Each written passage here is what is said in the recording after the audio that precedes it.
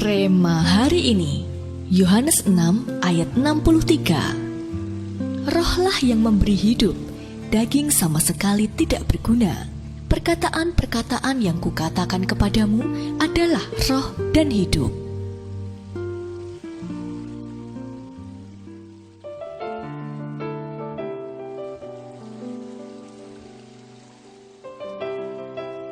Sebuah mobil atau motor semahal atau sebagus apapun tidak akan bisa dipakai tanpa adanya bahan bakar. Demikian juga halnya dengan barang-barang elektronik. Tidak ada energi listrik yang mengalirinya, kita tidak akan bisa menggunakannya. Sama halnya dengan hidup kita.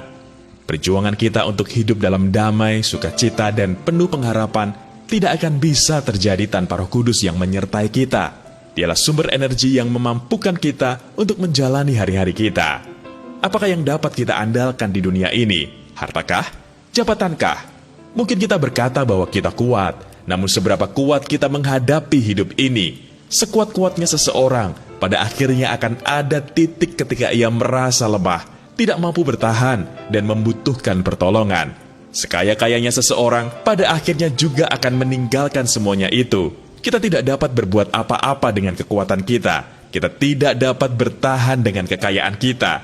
Harta, jabatan, dan kekayaan seseorang tidak akan dapat memberikan hidup yang sejati. Semuanya adalah barang yang fana, sia-sia, dan akan hilang di telan masa. Ayat Rema hari ini menyadarkan kita bahwasannya kita dapat hidup sampai saat ini semua hanya karena Roh Kudus yang menopang dan membuat kita hidup. Daging sama sekali tidak berguna.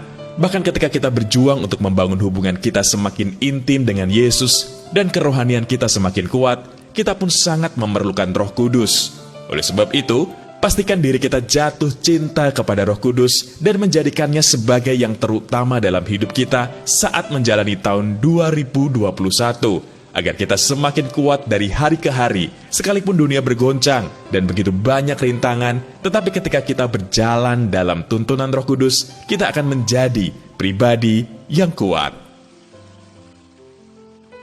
Sudahkah Anda menjadikan Roh Kudus yang paling utama dalam hidup Anda selama ini? Mengapa demikian? Menurut Anda, mengapa sangat penting untuk menjadikan Roh Kudus yang paling utama dalam hidup kita?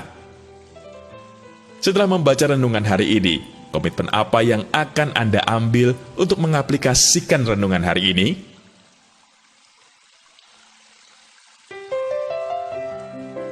Tuhan Yesus, kami berterima kasih untuk Roh Kudus-Mu yang Engkau curahkan bagi kami sebagai penolong dalam hidup kami. Kami percaya bersama Roh Kudus, kami tidak akan kehilangan arah dan selalu berjalan dalam kehendak-Mu.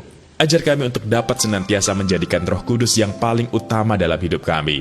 Terima kasih Tuhan. Di dalam nama Tuhan Yesus, kami berdoa. Amin. Pastikan Roh Kudus menjadi yang paling utama dalam hidup kita di tahun 2021.